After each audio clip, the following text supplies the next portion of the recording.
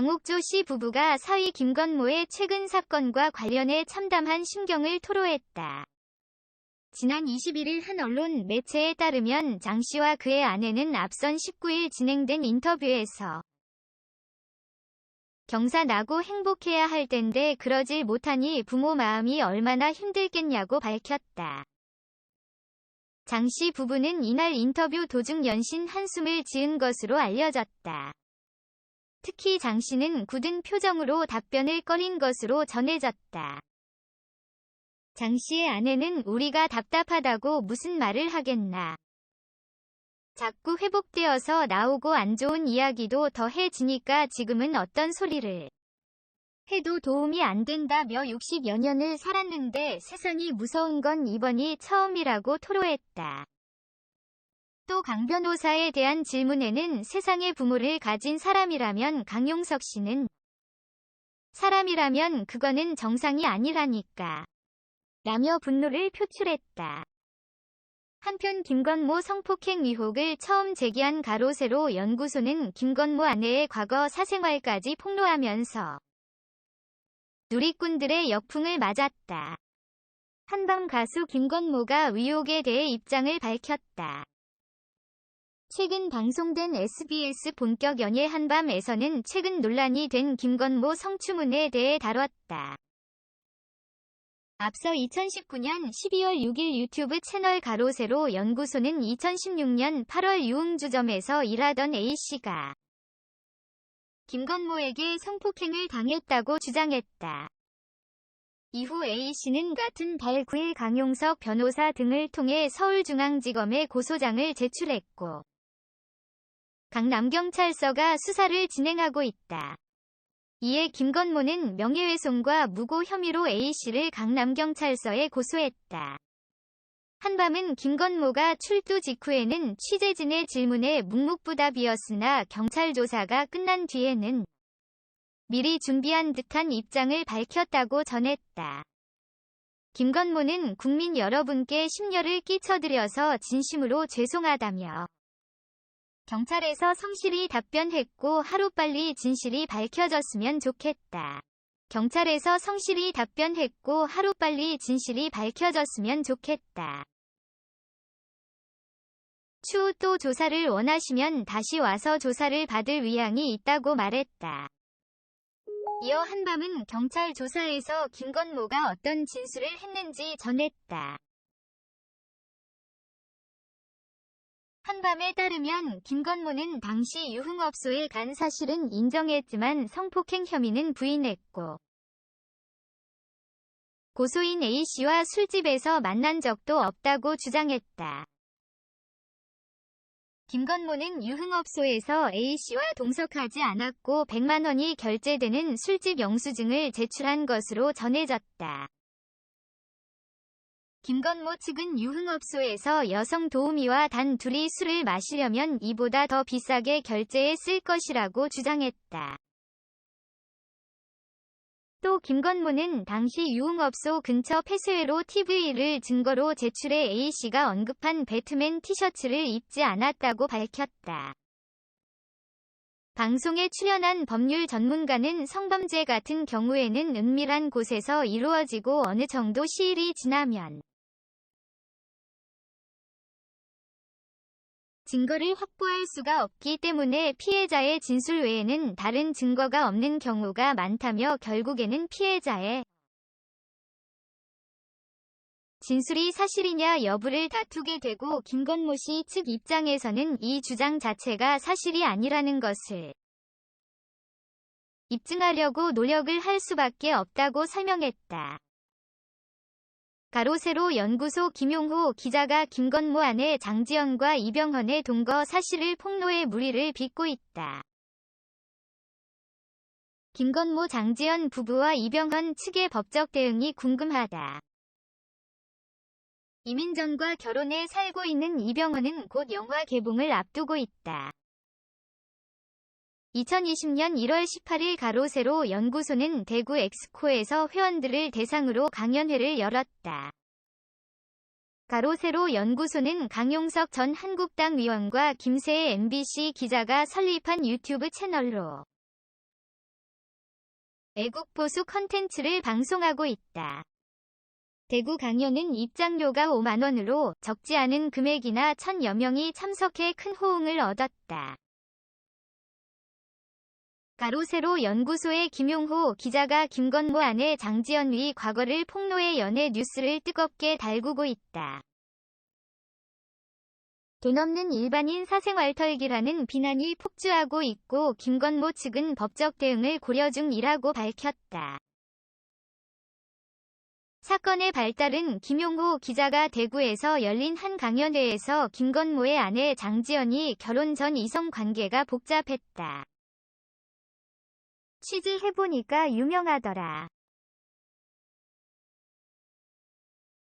장지연이 결혼 전 이병헌과 사귀었고 동거했다. 심지어 외국에서 이병헌이 촬영 중일 때 거기에 찾아가기도 했다더라.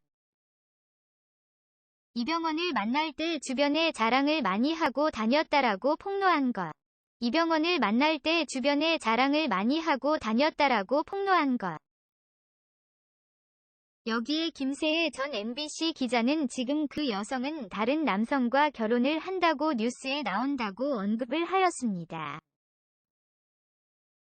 그분을 이번에 처음 알았는데 업계에 취재해 보니까 남자 관계가 유명하다라고 덧붙이며 논란이 되고 있는데요. 이어 아시나요? 노래 한 소절을 부르면서 아시는 분들은 많이 아실 것이라고 또 다른 인물을 떠올리게 만들었다고 합니다. 실명을 언급하지는 않았지만 해당 부분은 조성모를 연상시키기에 충분한 언급이었는데요. 이와 관련해 김건모 소속사 건음 기획 측은 해당 발언의 강연 녹취 자료를 찾고 있는 중이라며 법적 대응을 예고했다고 합니다. 김건모와 장지연은 지난해 10월 혼인신고를 하고 법적 부부가 이미 되었는데요. 또한 배우 이병헌의 동거 언급이 나오면서 사람들의 궁금증을 자아내고 있습니다. 장지연은 일반인으로 공인이 아님에도 불구하고 이런 언급이 나와 논란이 되고 있습니다. 이병헌 강제 소환 아내 이민정까지 피해. 김용호 기자의 장지연 동거 폭로가 진위도 가려지기 전에 언론을 통해 일파만파 퍼지면서 애꿎은 이병헌이 강제 소환되어 입방아에 오르고 있고 그의 아내 이민정까지 거론되고 있다. 이병헌은 과거 성추문으로 구설수에 오른 적이 있고 최근 주진모에 유출된 카톡 내용에도 이름이 거론된 바 있어 장지연이 이병헌과 동거했다는 폭로가 또 하나의 성추문으로 남을 가능성이 높다. 유튜브 방송 이진우는 이병헌이 새 영화 개봉을 앞둔 시점에 이런 이야기가 나와 안타깝다. 과거 몇 차례 사생활 문제로 대중들의 입에 오르내린 적이 있어 사생활 관리를 잘하며 이민정과 잘 살고 있다고 언급했다. 김건모의 부인 장지연 씨는 피아니스트 겸 작곡가로 정화예술대학교 실용음악 겸임교수를 도맡고 있다. 2019년 5월 김건모가 부친상을 다하고 며칠 뒤 열린 공연 뒤풀이에서 강용석 전 의원의 부인 윤원경 씨의 소개로 김건모를 처음 만났고 5개월 만에 상견례와 혼인 신고까지 마쳤다. 당초 김건모 부친 기일에 맞춰 2020년 5월 결혼식을 올릴 예정이었으나 2019년 12월 김건모가 성폭행 혐의로 고소당하면서 연기됐다. 이병헌은 2007년 지인 소개로 12세 연하의 배우 이민정을 만나 교제했으나 이내 결별해버렸다. 2012년 초 시상식에서 우연히 만나 재결합했고 8월 공개 연애를 시작해 2013년 결혼했다.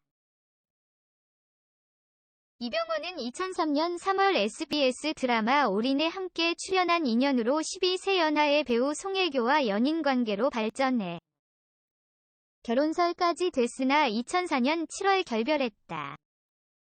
2008년 9월 영화 좋은 놈 나쁜 놈 이상한 놈의 홍보차 캐나다를 찾았다가 17세 연하 캐나다 리듬체조 국가대표 출신. 교포 여성을 알게 돼 교제했으나 2009년 결별했다. 따라서 동거 주장이 사실일 경우 이 시기는 2004년에서 2007년 사이 또는 2009년에서 2012년 사이로 추정된다. 이에 대해 김건모 측은 확인되지도 않은 얘기로 공개적으로 조롱한 것에 대해 법적 대응할 것이라 밝혔다. 실제로 동거설을 뒷받침 만한 근거가 전무하고 과거 김용호 전 기자가 했던 주장 중 사실무근으로 들어가는 것도 많아 신빙성이 떨어진다는 지적이다. 김용호 기자는 기자가 아닌 일개 유튜버로 일반인과 다를 바 없고 기자 재직 시절에도 가짜 뉴스와 악의적 보도로 기레기란 평가를 받았다. 만에 하나 주장이 사실이더라도 양쪽 모두 미혼 시절이라 법적으로도 도의적으로도 문제될 것이 없다는 분석이다. 게다가 강용석 전 의원의 부인 윤원경 씨는 결혼 기념으로 3천만 원 상당의 에르메스 핸드백을 요구했으나 장지연 씨가 거절하면서 사이가 틀어졌고 직후 강용석 전 의원이 김건모의 성폭행 의혹을 제기해 고소인의 변호까지 맡았다. 또 이병헌이 박정희 전 대통령을 부정적으로 그린 영화 남산의 부장들에서 주연을 맡자 김용호 기자와 강용석 전 의원은 이병헌을 맹비난하며 인신공격도 서슴지 않았다. 이 때문에 일각에서는 꼴보기 싫으니 이병헌과 김건모를 깎아내리기 위해